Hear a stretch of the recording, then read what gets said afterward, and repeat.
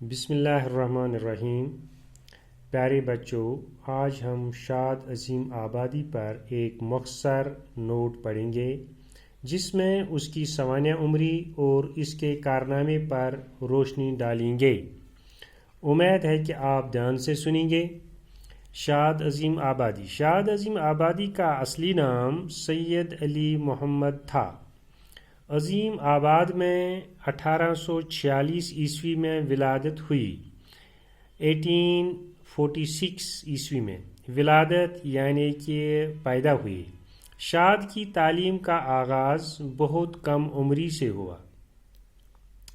رواج کے مطابق انہوں نے عربی اور فارسی کی تعلیم حاصل کی، لیکن اس کے ساتھ ساتھ انگریزی بھی پڑھی۔ شعر کہنے کی قابلیت اور صلاحیت ان میں بچپن ہی سے تھی۔ اسلام کے علاوہ انہوں نے دیگر مذاہب کا بھی مطالعہ کیا تھا، جس سے ان کی نظر میں وسعت پیدا ہو گئی تھی۔ ان کی علمی خدمات کا اعتراف کرتے ہوئے حکومت نے انہیں خان بہادر کا خطاب دیا۔ 1927 عیسوی میں شاد رحلت کر گئے۔ 1927 یعنی 1927 رحلت کر گئے یعنی اس دنیا سے چلے گئے۔ شاد نے تقریباً ہر صنف سخن پر طبع آزمائی کی ہے۔ طبع آزمائی یعنی کہ کوشش کی ہے، لیکن بقائی دوام انہیں غزل گوئی سے حاصل ہے۔ بقائی دوام یعنی کہ شہرت انہیں غزل گوئی سے حاصل ہوئی۔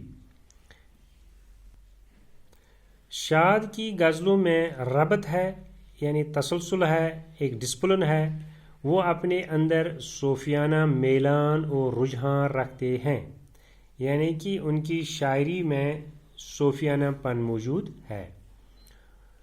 ان کے یہاں مجازی عشق کا شدید احساس تصوف کی سرحدوں سے جا ملتا ہے۔